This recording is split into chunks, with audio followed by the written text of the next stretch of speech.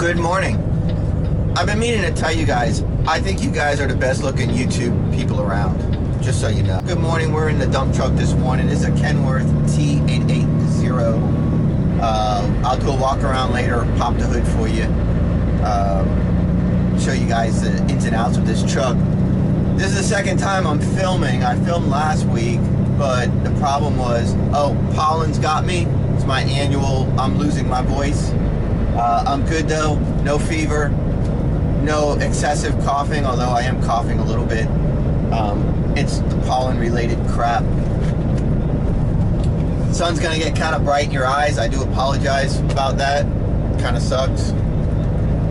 Right now the sun's in my eyes and probably bouncing off this window. Hopefully it's not too bad for you. And I'm wearing a dark shirt for that reason. I filmed last week, but I couldn't use it because there was too much rattling in the camera case. So I got you shoved right now. But yeah, every year I get sick, kind of lose my voice, get a little cough. I get a little achy, but my body fights it off real fast because I'm nuclear. I eat healthy, I'm healthy. But I'm good. See what I mean? Keep hand sanitizer on board. Made my own. There's like a drop of aloe in there and the rest is 71% rubbing alcohol. So I'm definitely above the 60% threshold of alcohol for effective hand sanitizer to kill viruses. And remember that you're supposed to not wipe your hands, but you're supposed to let it dry. So you rub it on, you let it dry. So you don't create a super virus. Because you'll kill the baby germs, the little weak germs, but you won't kill the massive germs. And it's like the weak germs help ward off the big germs. I don't know, some bullshit. Just don't dry your hands when or wash it off whenever you put it. Put your little squirt, rub it. And then what I usually do is I put it on everything that I touch. Like that. Steering wheel and everything. So I'm going to a place here we call the rail yard to get number 4 rock. That's the size. You got all different types of stuff that you get. It's Vulcan Materials. Very popular place where lots of different companies go to. So I have to go across the scale and do what's called get my tare. My tare is with a full tank of fuel tank of DEF, the diesel exhaust fluid, and my fat ass at 160 pounds. My tare is 24,080 last week. Now, right now I'm not gonna be able to get my tare because I'm gonna get my tare, but my tare is gonna be a little bit lower because I'm between a half a tank and 3/4 tank full. Because I couldn't fill up Friday. I gave my truck up Friday or Thursday to the dealership. They took the tires, the rims and tires off the front of my truck and sent it to the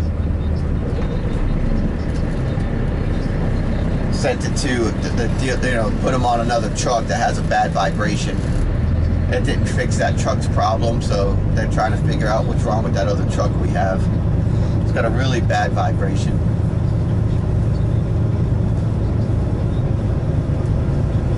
Scale house is right behind us. Scale's right next to me. So we'll go ahead and get on the scale and give her my name and everything, and then that will be good for a week. I won't have to go back through and weigh empty. Again, tare weight is your empty weight, and then you have your loaded weight.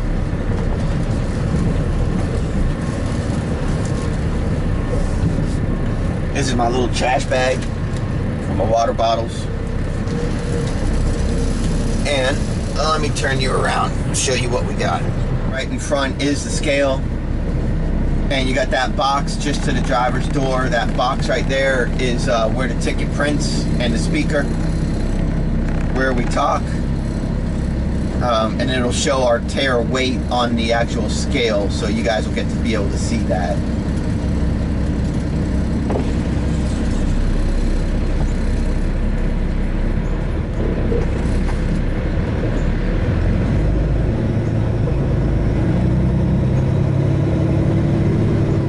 mirrors, man. You really got to be careful for these mirrors.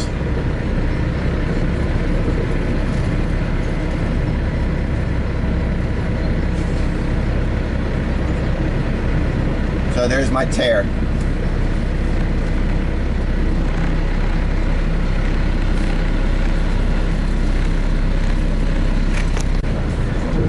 And so now we'll just swing on around and go get loaded.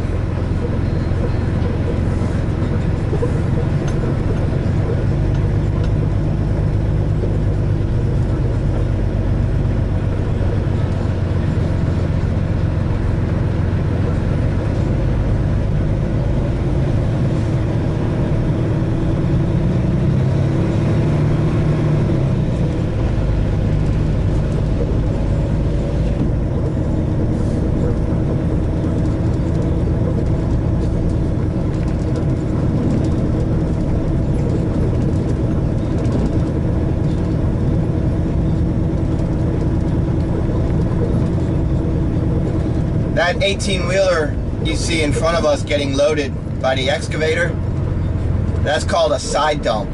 I'm going to go ahead and insert a video right now that'll demonstrate the side dump.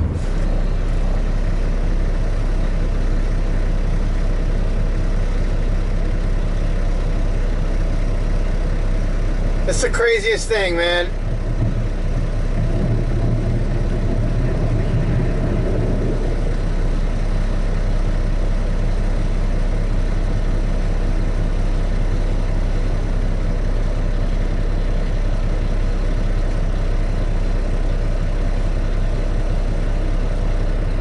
The reason for the side dump is with us. What's this guy doing? With us, the when the tailgate opens, there's the hinge on top, and so you only have a certain amount of distance when the bed goes up that the stuff will slide out and not hit the top of the tailgate where it's pivoting up there. Them big rocks will get caught up at the top of the tailgate, at the top, you know, where it swivels. Our tailgate doesn't open out like a barn door, it swings. So as the bed goes up, the tailgate goes like this and the stuff falls out, but there's a pinch point. Well, that big rock is going to get caught up at the pinch point and not come out. So you can't use these trucks for that, because the rock will just get stuck. So those side dumps, they just dump like that, like you just saw. Absolutely freaking awesome. So my number 4 rock is right here. There's a big old sign. And now when I back in, this guy has a scale on his loader. And what'll happen is I'll put him to my driver's side. So hopefully you guys can see out the window. What happens is he will measure the weight of everything that's going into my truck, and he knows what our tear is.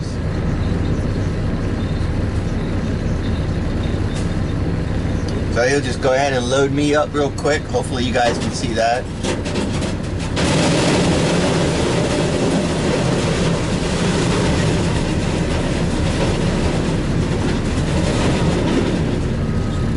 Dump trucks, man, it's a great job.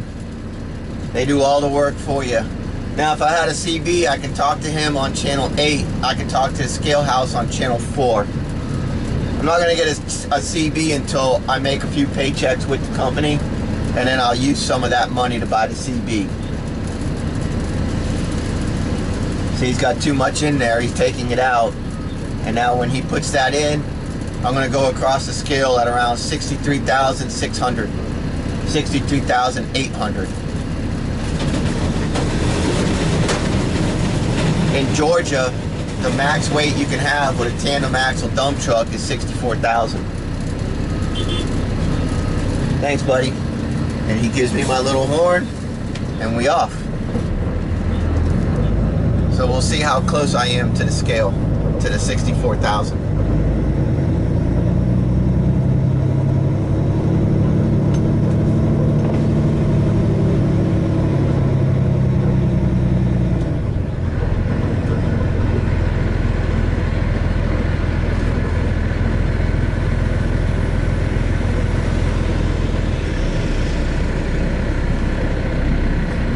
Wow, he's got me light. But that's okay. Thank you.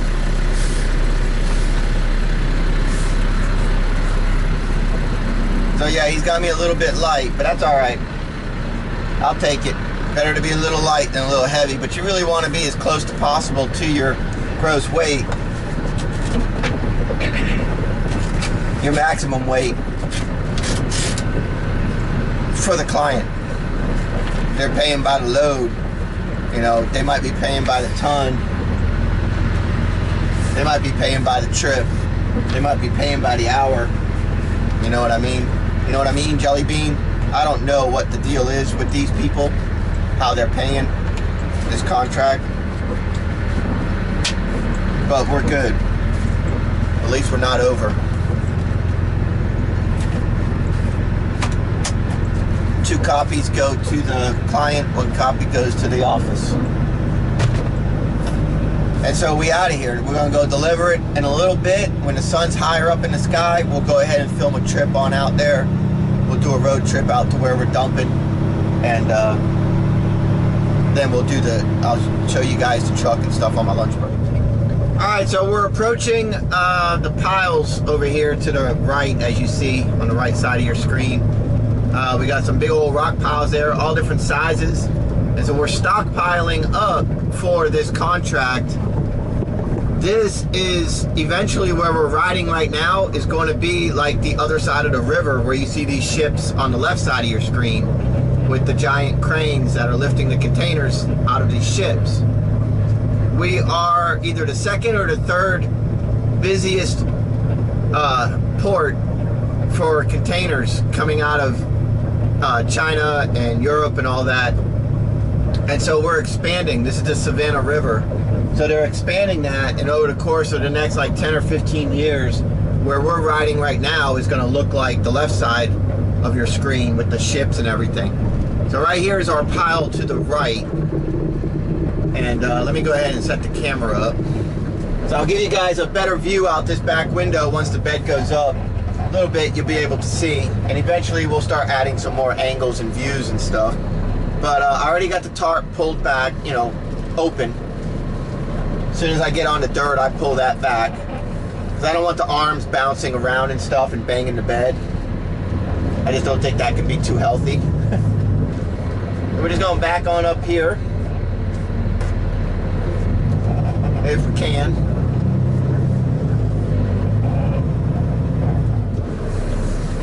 Definitely have to be very conscious of your angle.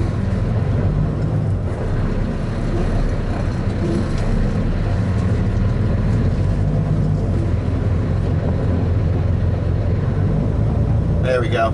That's better. Don't want to be on loose rocks at the edge, you know, and then you go up and you tip your truck over. That's a bad thing. So I'll give you a tour of the truck in a minute, but PTO's neutral, hold the brake, unlock the bed. I'll show you all that in a little bit.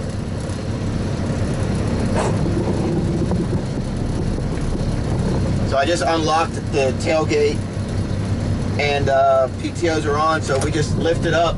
You don't have to hold it.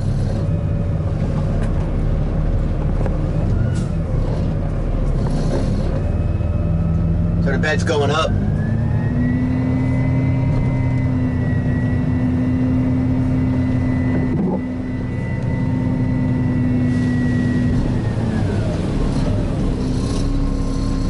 Let off the brake and the rock will scoot us forward.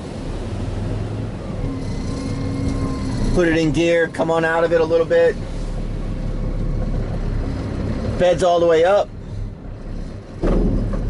And that gets all the loose stuff out that could be stuck depending on what you're hauling. That couple of little bangs you get. Now you don't want to overdo that. You do want to be gentle.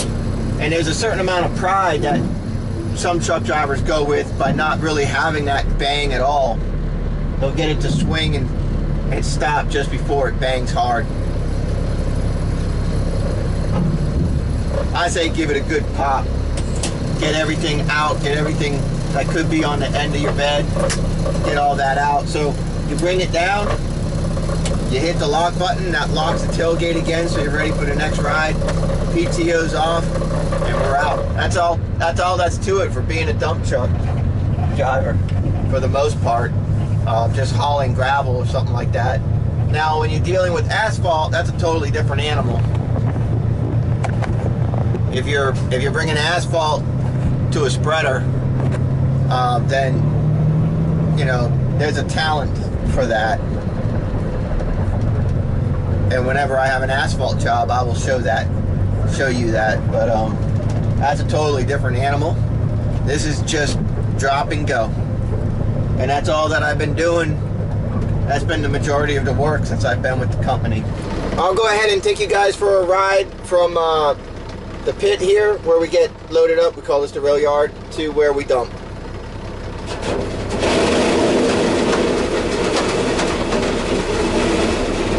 Don't scratch the paint.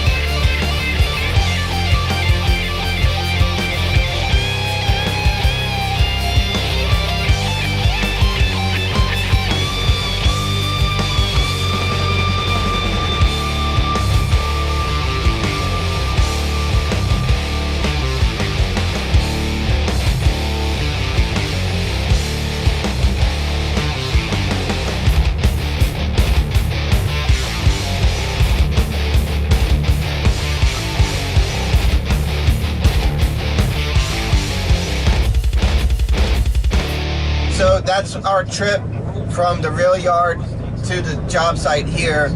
I got about 10 minutes at 15 miles an hour on this dirt road to get to the rock pile and then go ahead and dump the load. So I will come back with that footage.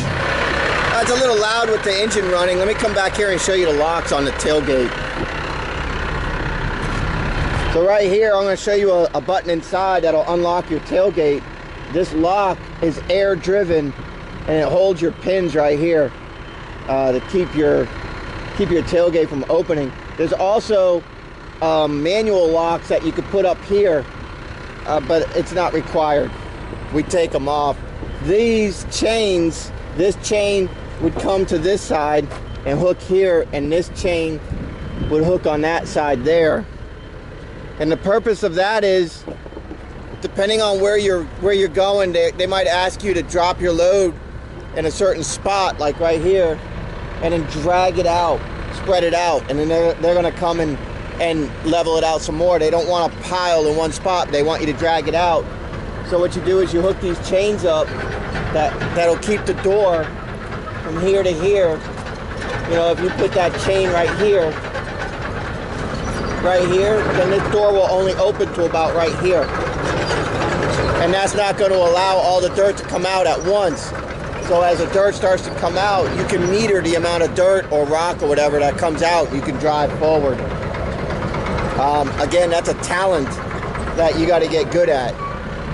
So we are tandem axle. We got the DEF, big ass fuel tank. Sorry my truck is dirty, but it's a dirty job. Getting in the truck, you see you got your little holder right here. I keep my gloves and my safety vest right here. This is a blow gun. Every day I blow my truck out. So when you climb in now, the seat will come up all on its own. On the side of the seat, that one sets your permanent height up and down. This one sets the amount of pressure. So the less air you put in it, it'll still be at the height you set it at, but this will give you more of a soft ride. I don't know what this does. I have no idea. But it's a big adjustable seat. Alright, so right here you got your lock switch for the tailgate I was telling you about. You got your tarp to open and close your tarp. You got your strobe lights for safety, and the strobe lights are on the top. Well, I'll turn it on real quick.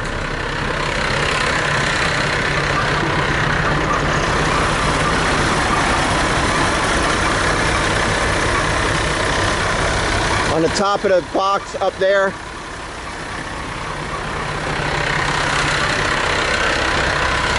on the side of your box,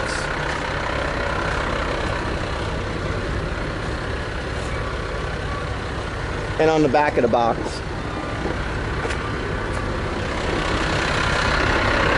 And so that's if you're doing road work or somewhere near a road and you need to get other drivers' attention. Not a good idea to ride with the strobe lights on though, because then it's like the boy cries wolf, and they're not going to pay attention to you after a while, you know. So inside the cab, really nice. AM FM stereo with Bluetooth hooked up to my radio, which it is hooked up. Also has a port for charging. If you have a iPhone, what is it, 7 or less, then you could plug in an auxiliary here to your iPhone. Now this, as far as I know, doesn't read the phone's music. You have to Bluetooth in. But here's the instrument cluster. So your water temp, your oil pressure, your battery voltage, RPMs, your fuel, speed, diesel exhaust fluid, also known as DEF or DEF. And that mixes that fluid. It looks like water, but it's not. It's very corrosive actually. That mixes with the exhaust gases and works with vaporizing and stuff and makes your exhaust cleaner. That's something new from like 2006, I think. 2006, 2007, I think, for all diesels. Here's your air tanks, 1 and 2. So if you look on an angle, there's actually 2 needles there, an orange and a green. Air tank 1 is the orange, air tank 2 is the green. We should be well above 100, somewhere around 120, and that looks like that's about where we're at. Your brake pressure, so as you apply your brake pedal, you can see what's going on. Also have a digital dash that you can adjust with this knob here to all the different settings. Shows your fuel economy and all that. And this button here is where you can adjust your time and all that. Transmission temperature, oil temperature, and then your fuel filter. So as your fuel filter starts to get kind of shitty, that's going to start reading a little bit higher, and that tells the mechanic when to change it out. Of course, you got your four-way flashers, you got your headlights and all your lights, you know, your regular running lights. You got your climate control right here.